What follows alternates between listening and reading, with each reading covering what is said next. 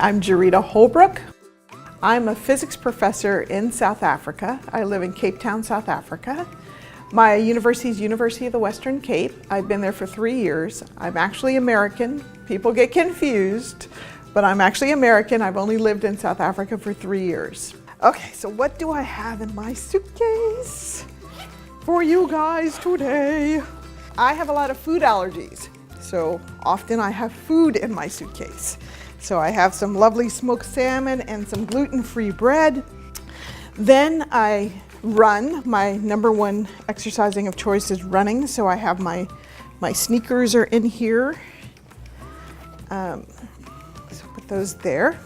So before I moved to South Africa, I was in Arizona, and this beautiful belt I had made, I don't know if you can see all the details, but this part has stars, saguaro cactuses, and the moon. So it was made for me because I'm an astronomer, right, an astrophysicist. Of course, I have nerd shirts.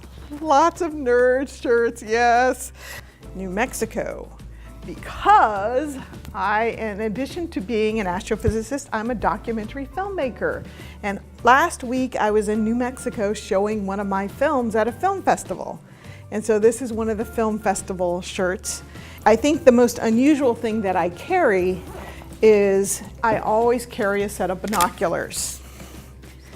Yes, because I am an astronomer astrophysicist and the sky is always talking to me. There's always something interesting in the sky. And you don't really need a telescope. I do a lot of either I can look at it or a binocular will bring it into focus. So I am classically trained as an astrophysicist. So when I'm being a professor in a physics department, I'm actually teaching introductory astronomy classes because they need somebody to do that work. But my research is not in astrophysics. It's at the link between humans and the night sky. The film that I showed last week in Las Cruces was about the largest radio telescope being built in the world, the Square Kilometre Array. That's being built both in South Africa and in Australia, but it's one telescope. And so my film was about the interaction between the building of this telescope and the people that lived around the telescope in South Africa. Okay, so first of all, I'm married. I have 2 kids. So a lot of young women think that you can be a scientist and get married and have a family. And the answer is you can. Also, this is the toughest one. This is the toughest one. Some people in the world are not going to like you. Period. For no other reason than they don't like you. Don't worry about it. The other thing is people are going to tell you you can't do it. Don't listen to them either.